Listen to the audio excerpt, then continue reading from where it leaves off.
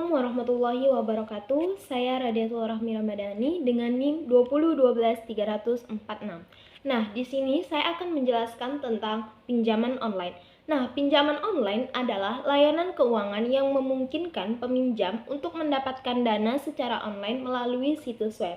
Nah, pinjaman online ini merupakan salah satu finansial teknologi atau fintech.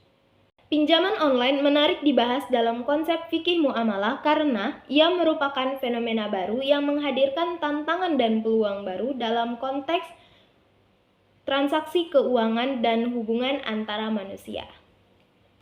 Pinjaman online membutuhkan analisis yang mendalam dari perspektif fikih muamalah. Hal ini penting untuk memastikan bahwa transaksi keuangan dalam konteks digital dilakukan secara adil, etis, dan bertanggung jawab serta sesuai dengan nilai-nilai Islam. Nah, dalam pinjaman online terdapat beberapa masalah yang bisa kita uraikan. Yang pertama itu adanya bunga tinggi dan siklus utang. Nah, platform pinjaman online seringkali memberikan bunga yang tinggi, bahkan mencapai 24% per bulannya. Hal ini menyebabkan peminjam kesulitan untuk melunasi hutang dan terjebak dalam siklus utang yang sulit dilepaskan. Yang kedua, pinjaman online ilegal. Munculnya platform pinjaman online ilegal yang tidak terdaftar di OJK menjadi masalah serius. Platform ilegal ini seringkali menerapkan bunga yang tinggi, melakukan intimidasi, serta tidak memiliki mekanisme pengawasan yang jelas. Yang ketiga, penyalahgunaan data pribadi. Data berpotensi disalahgunakan oleh pihak yang tidak bertanggung jawab seperti untuk penipuan dan pemerasan. Nah, data pribadi ini contohnya seperti KTP dan lain-lainnya. Yang keempat, dampak sosial. Pinjaman online dapat menyebabkan dampak sosial seperti meningkatkan angka kriminalitas, konflik keluarga, dan bahkan bunuh diri. Yang kelima, kurangnya literasi keuangan.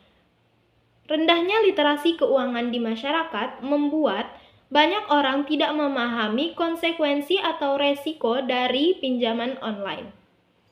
Dari masalah tersebut, kita dapat melihat tinjauan dari fikih muamalah. Pendapat ulama mengenai pinjaman online adalah haram karena mengandung unsur riba, memberikan ancaman, dan membuka rahasia nasabah.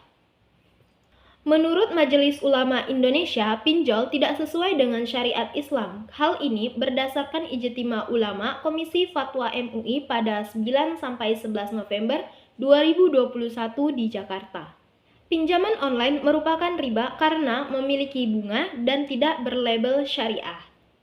Ijtima Ulama berpendapat bahwa memberikan ancaman fisik, membuka rahasia atau aib seseorang yang tidak mampu membayar hutang adalah haram.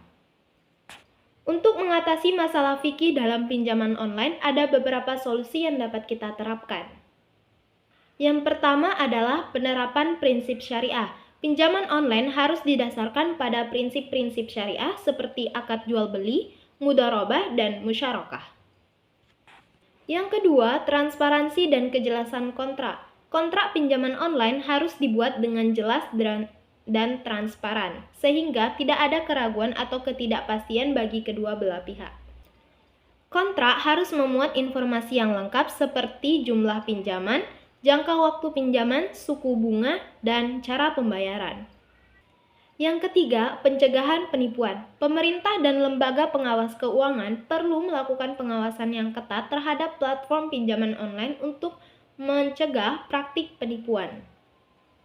Yang keempat adalah peningkatan literasi keuangan. Nah, peningkatan literasi keuangan bagi masyarakat sangat penting untuk memahami resiko dan manfaat pinjaman online.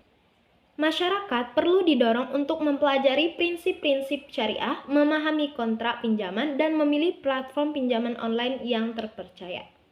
Agar terhindar dari pinjaman online yang tidak pasti, kita dapat melakukan pinjaman online melalui BNI Syariah, BRI Syariah, dan Mandiri Syariah. Mereka menawarkan pinjaman online syariah dengan proses yang mudah dan cepat. Itulah yang dapat saya sampaikan mengenai pinjaman online. Semoga bisa dipahami dan maaf atas segala kekurangan saya. Wabillahi taufiq wal hidayah. Wassalamualaikum warahmatullahi wabarakatuh.